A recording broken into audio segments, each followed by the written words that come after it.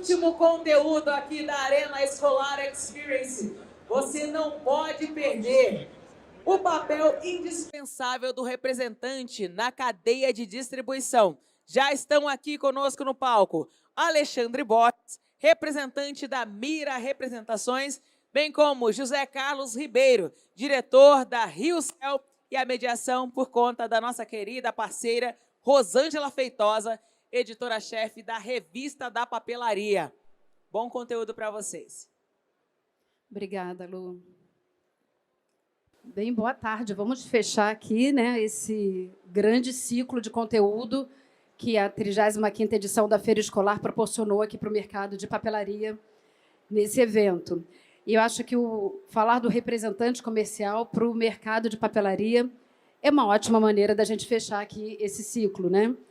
Nós conversamos aqui com fornecedores, com varejistas, e eu não tenho por que deixar o representante comercial de fora, já que eu, pelo menos, acredito que seja um elo importante da cadeia de distribuição desse segmento. Eu queria começar pedindo para que vocês falassem um pouco mais sobre como começaram nessa jornada profissional na representação comercial no mercado de papelaria. Por favor, José. Boa tarde. Meu nome é José Carlos Ribeiro, da RioCel Representações. Hoje nós temos algumas contas como Jandaia Cadernos, temos Redoma, Delo, Compactor, Panini, i2go. Opa, vou parar, porque vou esquecer uma. Então, assim, 37 anos no mercado. Comecei com 20 anos de idade a trabalhar com a Jandaia. A Jandaia, na época, me deu oportunidade. Era uma empresa que também estava investindo, começando a crescer muito, então me deu oportunidade para trabalhar no Rio de Janeiro. E a gente startou um trabalho e começamos devagarinho, atendendo contas pequenininhas, papelarias mínimas, sem poder entrar na área centro e na área onde tinham as grandes contas, fazendo somente a periferia, fazendo o interior do estado. E aí, aos poucos, a Jandaia foi crescendo, ganhando corpo, e a gente automaticamente junto crescendo. Outras empresas grandes foram buscando a nossa parceria, e eu, na época, junto com meu irmão, Alberto, a gente foi cada vez mais melhorando a nossa estrutura, e aos poucos foi chegando mais contas, e a gente conseguiu chegar onde estamos hoje, trabalhando muito sério, trabalhando muito duro. Bem difícil a nossa área de representação. É uma área que sofre bastante com a indústria, sofre bastante com o mercado como um todo. A gente tem um trabalho muito árduo e, às vezes, pouco reconhecido pela indústria e até, às vezes, pouco reconhecido por alguns clientes que não dão assim, a valorização real que nós temos. Mas nós estamos aqui para poder falar um pouco e tentar esclarecer mais a nossa profissão. Ótima oportunidade. Alexandre, como você iniciou nesse mundo da representação? Boa tarde, Rosângela, José Carlos, querido. Queria primeiro agradecer pelo convite, Rosângela, que a revista da papelaria é uma formadora de opinião para o mercado e a gente é fã número 1 da revista. Eu comecei com meu pai, que é o meu grande mestre, meu mentor. Meu pai veio de multinacionais e resolveu montar um escritório de representação, e a gente, quando pequeno, via sempre ele correndo, lutando, e a gente ia lá para o escritório, ficava com ele, com a equipe toda. Acabou que a gente pegou o gosto, né? E hoje ele está até aqui com a gente, e a gente fica emocionado aquelas vezes, Rosângela, porque ele até hoje está na rua, viu, Zé Roberto? Nessa luta grande, e a gente percebe também que as indústrias, como você falou, às vezes não dão o verdadeiro valor que eles... Tem gente que mal sabe como é que está na rua, carregando a pasta, carregando monstruários, e a gente sente que esse retorno não é um retorno real. né, um retorno de um verdadeiro valor, né? Hoje você é a Mira, né, que é o nome da empresa, É a representada. Mira Comércio e Representações. Ela está com quais marcas? A gente tem a Leonora, a Paz e Filhos, a Cadesil, a Max Krill e a Pacific. Tá ótimo. Interessante como é que a representação comercial normalmente, né, vem da família, né, essa formação. Eu né? fui literalmente da família. Tá. Eu queria ouvir de vocês o que mudou no ato de representar depois da pandemia. Mudou da seguinte maneira, assim, de como está representando, levando as novidades da indústria, né, diante da dificuldade de deslocamento, e o que mudou também por parte do varejo, né, dos clientes, né, o hábito de consumo, de compra. Como é que ficou isso depois da pandemia? Bom, Rosângela, a pandemia ensinou a gente um monte de coisas novas, né? A gente teve que passar por uma situação de tragédia para poder mudar alguns hábitos nossos, né? O hábito assim, principal que a pandemia nos ensinou foi que a tecnologia pode nos proporcionar uma reunião via call, e isso realmente gerou uma praticidade muito grande para a gente. Hoje a gente consegue fazer várias lives simultâneas num dia e realmente economizar esse custo de rua que cada vez está mais alto. Então, isso foi uma coisa que foi muito boa que aconteceu. Realmente, essa tecnologia veio para ficar. Essa não volta nunca mais atrás. Agora, a questão da tecnologia com relação ao mercado de e-commerce também fez crescer um pouco o e-commerce por conta, na época, tudo fechado e realmente o e-commerce teve uma alavancagem bastante grande. Agora, eu não sei se esse volume vai continuar, porque eu ainda vejo o brasileiro com uma questão de botar a mão no produto, de ver o produto. Eu não vejo como um caderno que tem uma capa com brilho, um caderno que tem um verniz localizado, ele vai ser visto e reconhecido numa tela de computador. Então, nesse ponto, eu acho que o papeleiro pode ficar tranquilo com a sua loja física, que ainda vai durar bastante tempo com esse trabalho até... Não vejo como acabar a loja física ser substituída pelo e-commerce.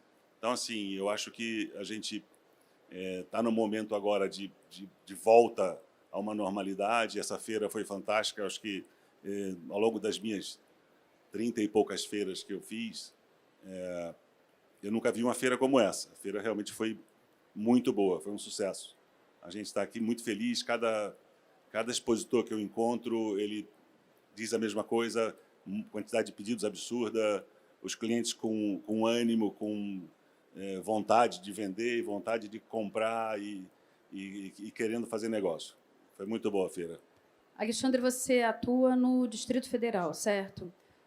Qual foi a principal mudança e qual foi o impacto que a pandemia realmente trouxe para a tua região? Rosângela, o nosso segmento sofreu muito, né? O segmento escolar.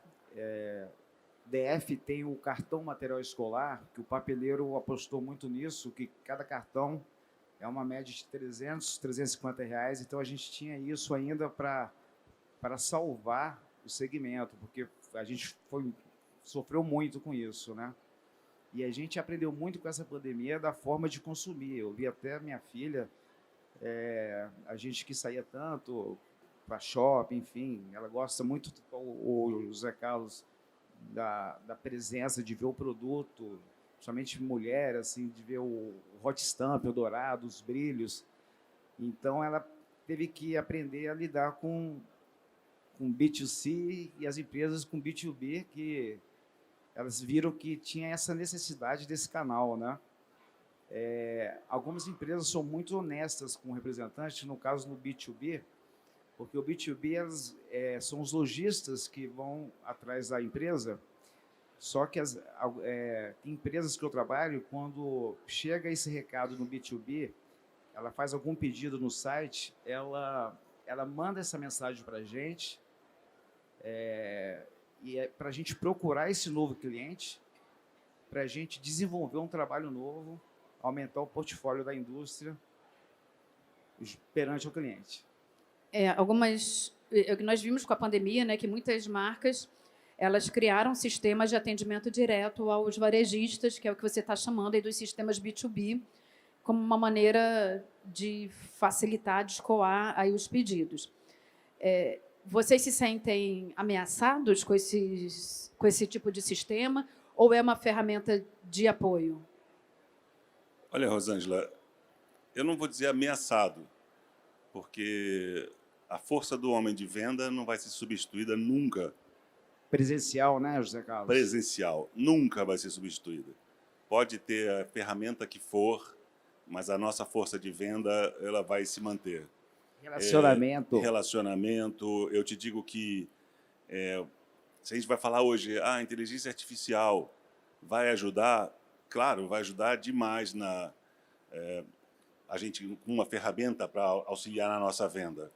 Agora, eu enxergo com um outro lado, eu enxergo de outra. Comecei a entender isso tem poucos dias, porque a gente está vendo a inteligência artificial sendo usada de uma forma que começa a gerar várias dúvidas.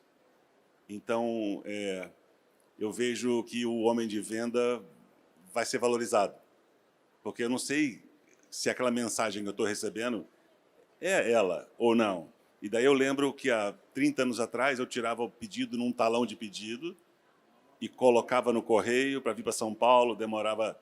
Só que aquela letra era minha. Era antes do fax ainda? Exatamente. Aquela letra era minha. Impensável, né? Antes do fax. Chegava na Jandaia ou chegava na empresa e a empresa faturava aquele pedido na máquina de datilografia, 5 vias, mandava a mercadoria, uma cópia para mim. Então, assim, eu não sei se nesse momento a tecnologia, até que ponto ela vai ser tão confiável. Hoje eu vejo várias indústrias grandes com hackers invadindo o sistema e ela fica parada uma semana, 2. Então, será que o pedido colocado via online ou inteligência artificial, você vai conseguir saber se é aquele cliente que está colocando? Você vai conseguir saber se aquele cliente é confiável? Então, eu acho que o homem de venda não vai ser substituído nunca, porque principalmente a confiança no crédito, a confiança de olhar no olho do cliente e saber o que ele está querendo. Até porque a gente está junto com o cliente, a gente sabe, né, José Carlos, que quem são os clientes que estão ali sempre com a gente e quem todo ano entra algum novo que a gente tem que olhar com carinho, com cuidado para poder atendê-lo. Exato. Né? E essa avaliação da experiência de olhar um cliente novo, saber quem é, visitá-lo, isso não tem jeito de fazer de outra forma. Isso são pessoas. É o homem de venda, são pessoas. E eu acho que a tendência é que o homem de venda vai ser valorizado cada vez mais. E eu acredito que o ser humano vai ser valorizado. A máquina não vai substituir. Eu acho que o valor vai crescer cada vez mais do ser humano. Dá um conforto ouvir essa tua visão, Zé Carlos. Agora, falando sobre a substituição do homem de venda, conta um pouco, assim, passo aqui pelos corredores, participo de algumas convenções, né, das empresas, e eu vejo assim, que a faixa etária aí, né, desse profissional, a gente não tem muitos jovens, né? Abaixo de, sei lá, está lá por volta dos 40, é isso? Eu tenho 47 anos, né?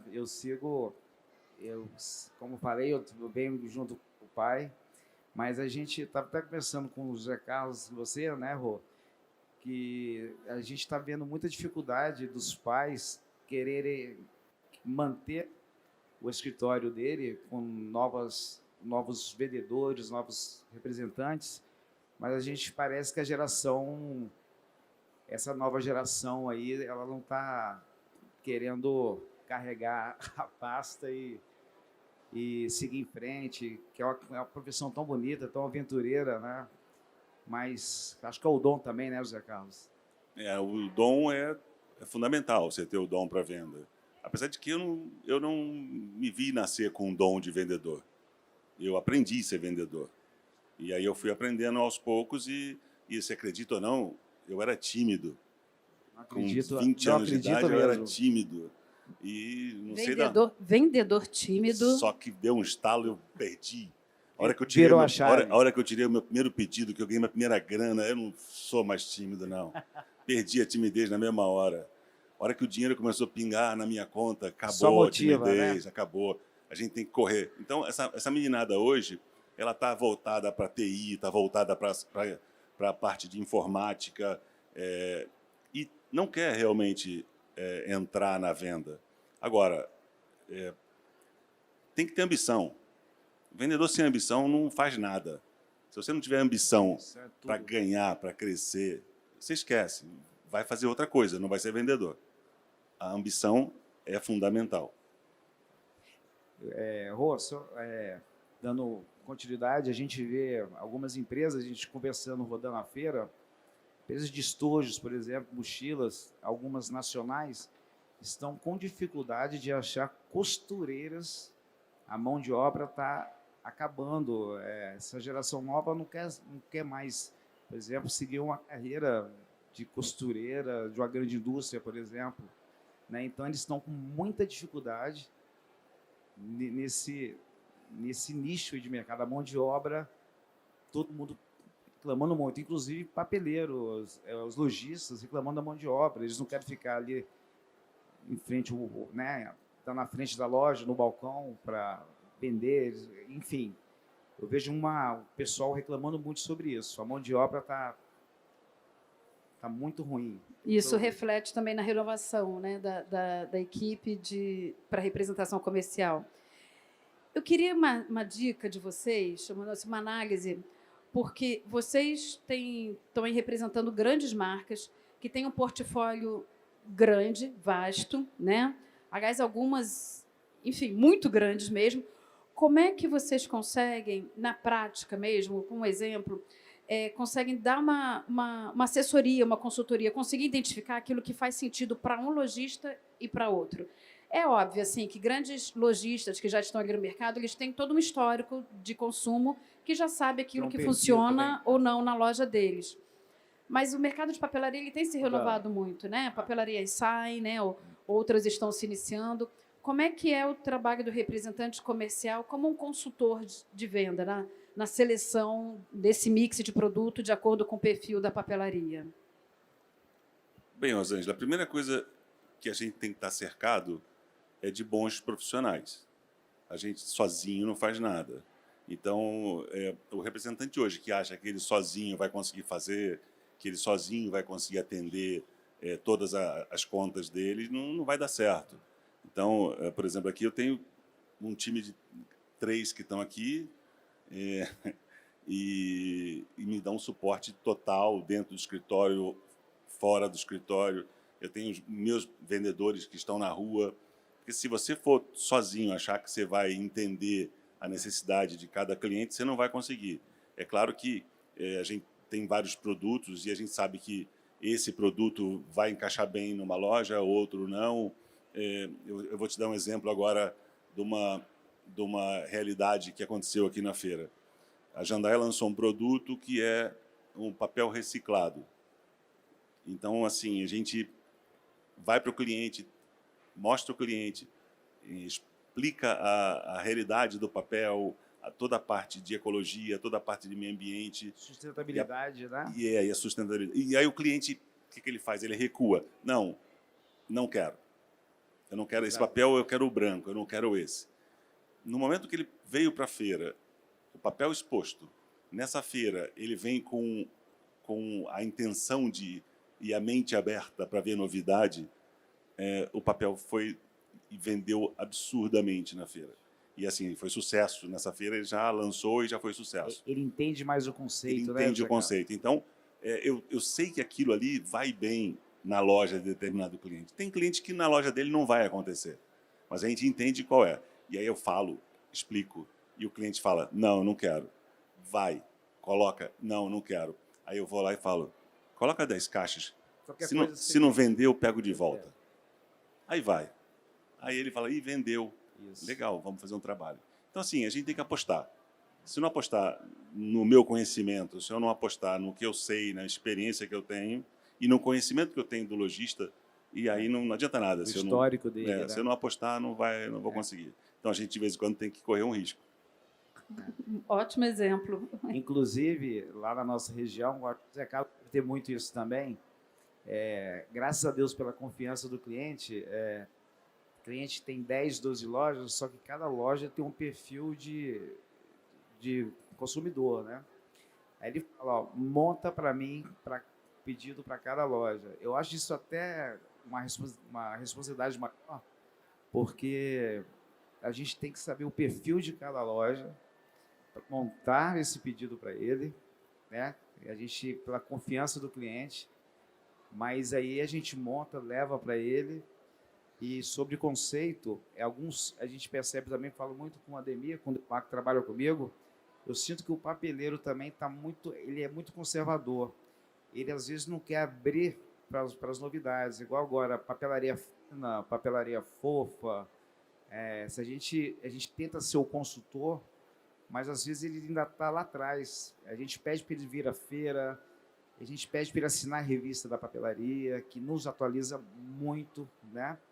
Então, a revista, ela dá um caminho para a gente, principalmente pós-pandemia.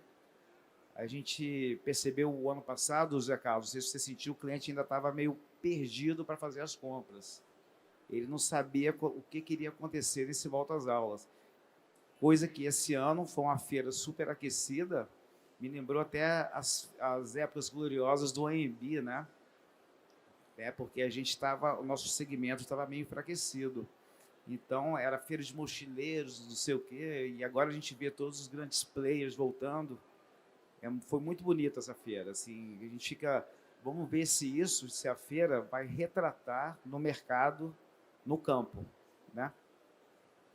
Vocês falando, agora me ocorreu o seguinte, para o representante comercial, qual é o principal cliente? A marca ou o varejista? Porque, de uma certa maneira, né, a marca funciona como um cliente ali, mas você está vendendo ali para o varejista, né? E você tem interesses, né, de um lado e de outro. Como é que o representante se coloca?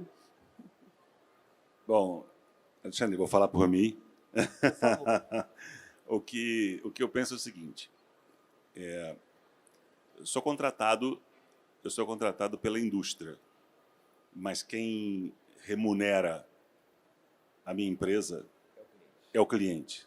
Quem paga o nosso salário é o cliente. Quem remunera a minha empresa não é a indústria, é o cliente, é o lojista. Eu tenho lá... engraçado, os antigos, como eu, falei muito. A indústria X vai pagar a minha comissão. Não, a indústria não vai pagar a minha comissão. Hoje eu penso de uma forma totalmente diferente. A indústria vai repassar o que o cliente pagou, o que estava imputado na tabela de preço. Porque, na verdade, o que eu recebo do meu cliente. E eu faço um trabalho para o meu cliente. E Zé Carlos, o nosso cliente é o nosso maior patrimônio, você pode ter certeza disso, né? Sem dúvida nenhuma. Então, quando eu recebo aquela comissão, aquilo ali foi o meu cliente que pagou. Então, eu tenho que prestar assessoria 100% ao meu cliente. Eu tenho que dar atenção, eu tenho que fazer um trabalho de excelência, porque é ele que está me pagando. Tem lojista aí? Não. Ainda bem que não tem nenhum cliente meu aqui. E eles confiam muito na gente. Eu vejo o Zé Carlos, uma pessoa super experiente, né? Como a Ademir também, meu pai.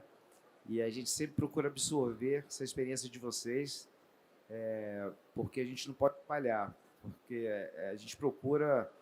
Eu fico pensando, se ficar algum produto nosso ali, ele vai lembrar da gente ali. Então, você tem que ser o mais honesto possível. Tem coisa que a gente, na hora do pedido, a gente é um consultor e o perfil do cliente, a gente sabe que aquele produto, como o Zé Carlos falou, que ele não vai girar na loja dele. Então, a gente fala isso aqui vamos esperar um pouquinho. Nós temos que ter uma balança muito precisa, porque eu tenho que atender o cliente e eu tenho que satisfazer a fábrica. Então, eu não posso deixar um lado insatisfeito. os dois lados têm que sair sempre satisfeitos. Então, isso é muito difícil. Quando você recebe uma tabela de preço, você tem que atuar para satisfazer o cliente e satisfazer a fábrica. A gente está no meio E disso. está no né? meio dessa cadeia. Então, a importância do representante comercial na cadeia é gigantesca. Porque se você for para a fábrica vai dizer: eu quero que você venda sem desconto, para ter uma rentabilidade maior.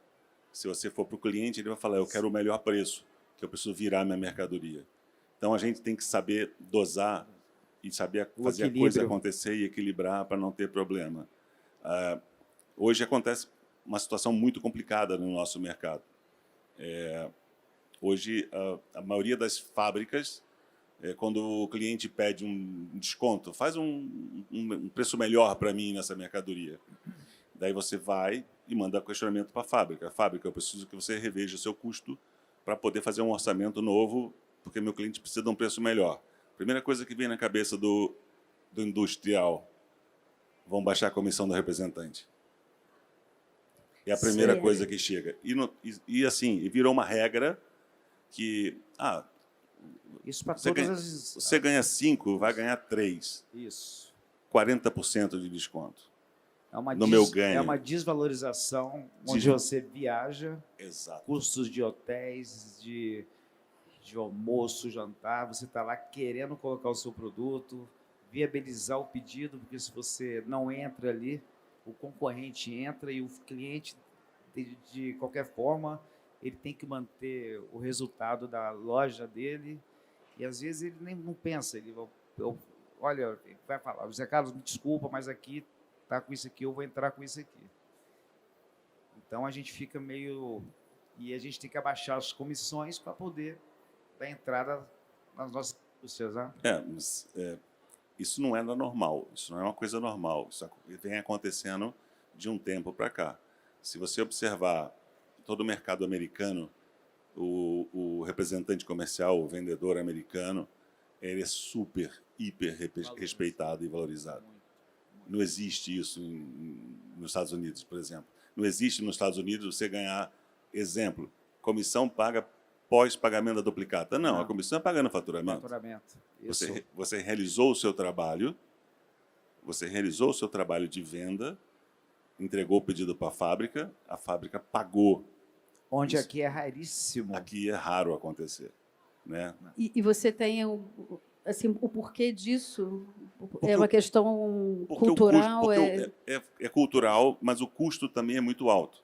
Se você pega uma indústria que tem um IPI como caneta de 20%, aí você paga todos os impostos, você tem que pagar ST quando você é contribuinte substituto, aí você tem que pagar a comissão do representante antecipado. Eu entendo também que é custoso para uma indústria bancar isso. Verdade. É interessante trazer a vivência, né, dessa profissão de outros mercados, né? E interessante também que você, assim, você falou, deu exemplo, né, de 5, né, vamos baixar para 3. O seu 5%, na verdade, representa 100%, né, da tua remuneração, né? Então 3 é 40%. E agora me fala aqui, assim, nós temos aqui centenas, talvez milhares de representantes circulando aqui para a feira durante esses 4 dias. O que é fundamental na prática, né? Assim, atendimento, tá? Mas o que é fundamental para um representante comercial se destacar? Para quem está aí atuando, né? José Carlos, você me dá, posso começar? Eu acho que principalmente, além de você tem todo o trabalho daquela consultoria de conseguir introduzir os novos produtos, os novos conceitos, né? As novidades, lançamentos, e saber que alguns papeleiros do segmento são conservadores e aquele produto está explodindo de vender, mas mesmo assim ele não quer, ele quer manter a loja dele, que ele conhece o perfil da loja dele, mas o pós-venda é fundamental, né? E ele tem algum problema, a gente tem que ir lá urgente tirar aquele problema dele, não deixar ali que um produto que está com defeito, ele vai ficar lembrando de você o tempo todo, né? Porque está com defeito. Você tem que ir lá e buscar urgente Eu acho que o pós-venda é fundamental, assim. Agora tem, isso eu falo da minha região, né? Agora tem regiões, né, José Carlos, que tem lá do interior do Rio, você tem que pegar um produto, às vezes, uma mochila, você vai gastar uma viagem.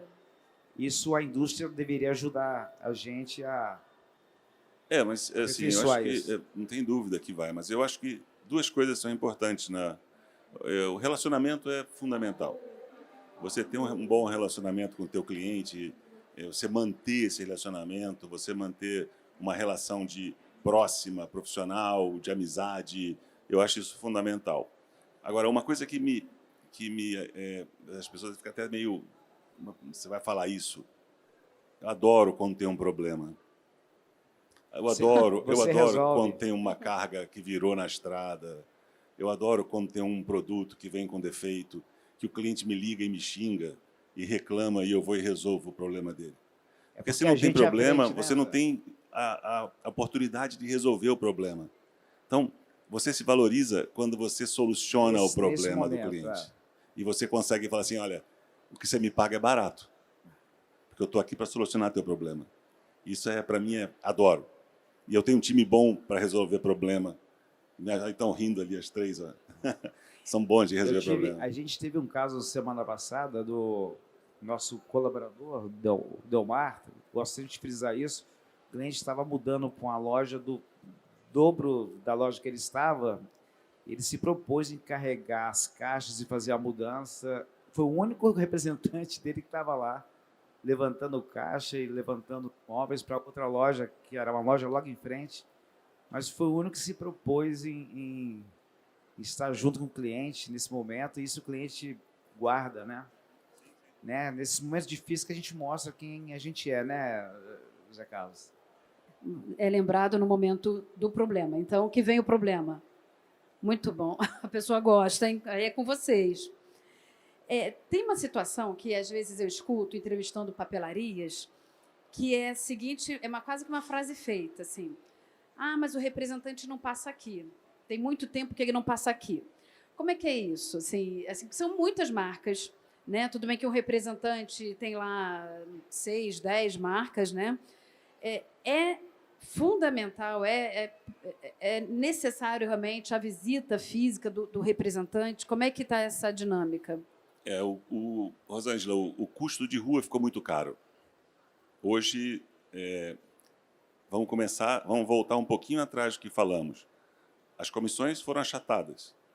O custo de rua subiu absurdamente. Dividiram regiões, colocaram mais profissionais na mesma região. E assim, se você for manter o ritmo de atendimento que a gente fazia antes, não dá. Não deixa lucro.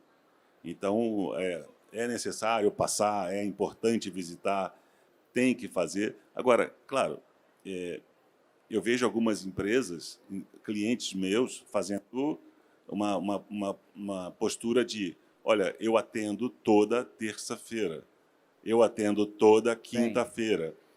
Porque é a coisa mais chata do mundo, você chegar no cliente e falar assim, opa, amigo, tudo bem? E ele fala, não quero nada, vai. E aí você já pagou estacionamento, já voltou, andou. Então, existe. É problemático, é difícil essa postura. Eu sei que tem muito cliente que reclama, tem muito cliente que fala que ele não passa. Mas tem que entender o lado do representante também. José Carlos, Rosângela, eu queria também frisar isso. Nesses 2 anos e pouquinho de pandemia, o cliente com a porta fechada, teve muitas indústrias importadoras que mandaram representantes embora, você queria citar, porque eles queriam que a gente, tudo fechado, fosse para a rua e tirar pedido, tudo. Isso aconteceu muito com muitos colegas, né? Eu acho uma covardia, né? Enfim, é só um retrato que eu falo, porque as lojas fechadas, as indústrias cobrando como se tudo estivesse normal. E teve muita gente que foi mandada embora em plena pandemia, né? Você lembrou aqui da pandemia, eu queria fazer mais uma pergunta sobre isso, fazendo uma comparação com a movimentação daqui dessa feira. voltamos ao volume de negócios, lógico, com as atualizações de valores, mas já voltamos ao volume de negócios de antes da pandemia? Sim. Na Sim, tua área também. sim. E qual é a expectativa de vocês para a próxima volta às aulas, em termos de volume de compras e perfil de compras? Olha, eu tive um grande volta às aulas esse ano. Também. Volta às aulas muito forte o ano passado, né? Porque 2 anos sem compra, praticamente. Né? Então, eu acho que crescer em cima do ano passado seria maravilhoso. Eu espero crescer.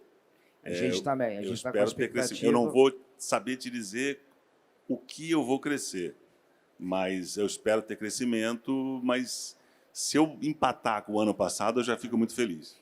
É assim, José Carlos, Rosângela, pelo que eu vi na feira, a gente está muito motivado. Né? Como eu falei para vocês, essa feira lembrou os tempos gloriosos do AMB. Mas a gente tem que ver a resposta do mercado agora do período que a gente vai a campo, né? Vamos ver como é que vai ser a resposta, mas eu estou muito confiante em crescimento. Né?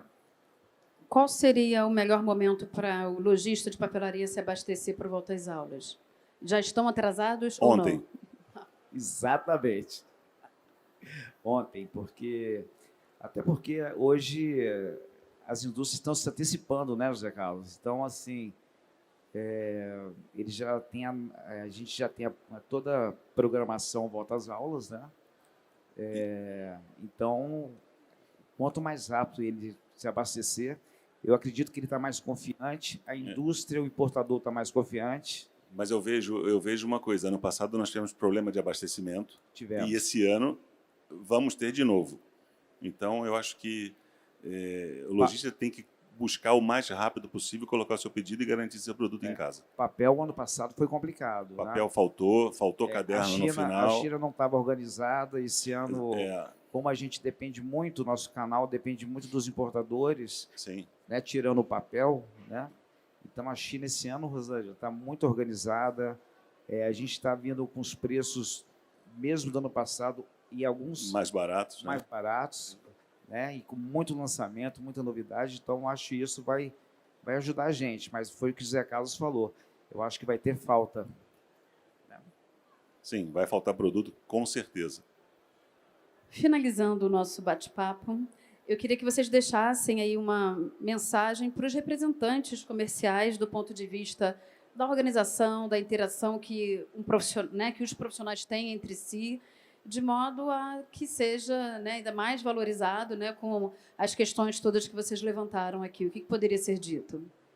Eu quero passar para meus amigos que, assim, durante esses anos todos, são vários amigos que eu fiz e a gente anda na feira, para andar 100 metros demora meia hora. Nostalgia, né? Que abraça um, abraça outro. Então, assim, temos que manter a esperança, temos que manter a força. O representante é fundamental. Não existe essa cadeia se não tiver o representante ativo e participando da cadeia. Não vejo como... eu só imagino uma coisa, veio na minha cabeça agora. Nós tivemos greve de caminhoneiro. Se existe uma greve de representante, o que aconteceria? O que seria da indústria e dos importadores? Agora né? imaginei. Já pensou? Uma greve seria a mesma coisa do caminhoneiro. Como é que vai abastecer? Então, eu acho que Verdade, temos que nos valorizar. E a indústria tem que valorizar o representante. Não sou candidato a nada, pelo amor de Deus. Mas a gente precisa que os nossos conselhos sejam mais fortalecidos. E a gente seja mais ouvido, porque a gente está a campo e a gente ouve balconistas, o lojista que precisa de tal produto, esse produto sumiu do mercado, a gente não tem... Alexandre, a gente tem que ficar atento hoje. O maior perigo que o representante está correndo nesse momento, eu não sei se todos já se tocaram, essa reforma tributária pode simplesmente acabar conosco. Verdade. Nós estamos falando aí de uma taxa de imposto que estão falando de subir um IVA para 25%. 25, isso. Isso pode levar o imposto nosso a 30%, 32% no final. Isso é simplesmente impossível. Absurdo. Não dá para trabalhar. É para parar de trabalhar. Então, eu acho que o governo tem que olhar com mais carinho a nossa categoria. Porque a gente gira a economia, né? Gira a José economia. Carlos? Se você pega um prestador de serviço como um médico, como um dentista, ele aumentou o imposto dele, ele vai aumenta o valor da consulta. Com certeza. Ele aumenta o trabalho dele. Nós não temos como fazer Não isso. temos. Eu não tenho como falar para a fábrica ou para a indústria, aumenta a minha comissão de 5 para 10. Verdade. Isso não existe. Verdade. Então, esse imposto vai simplesmente acabar com a gente. Então, os conselhos têm que nos apoiar nesse momento. A gente acredita, a gente que é lá de Brasília, o Ademir, meu pai, é advogado também, a gente acredita que isso não vai acontecer, sabe, José Carlos? A gente está vendo isso bem de perto ali, apesar que a gente não tem tanto apoio do CORE, ele não tem isso para apoiar a gente sente muito essa falta também, né? Eu não sei como é o CORE do Rio, mas a falta de apoio do CORE também, a gente percebe que a gente precisa se juntar mais, estar mais junto para poder ir nessa luta que a gente acredita que isso não possa acontecer. Eu espero. Sobre a reforma tributária, acho que também é uma grande oportunidade para que o mercado de papelaria, de um modo geral, a indústria, os representantes comerciais, os varejistas consigam se unir em torno, né, de uma tributação diferenciada para os produtos que estão diretamente envolvidos com o processo educacional. A reforma seria perfeita se você unificar e acabar com essa guerra fiscal entre os estados, seria maravilhoso. A gente ter um preço e um imposto para todo mundo igual, iria ser perfeito. Eu espero que isso aconteça. Agora, no nosso caso, isso A gente que está girando a economia é um canal essencial e a gente, ao invés de ter um incentivo, estão tirando mais a gente, né? Sim, sem dúvida. Muito obrigada, Alexandre Borges. Muito obrigada, José Carlos.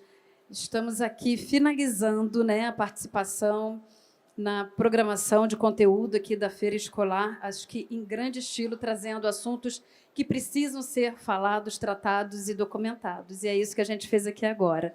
Muito obrigada a vocês, a participação de vocês. Obrigado, Rosângela. Eu que agradeço, Rosângela.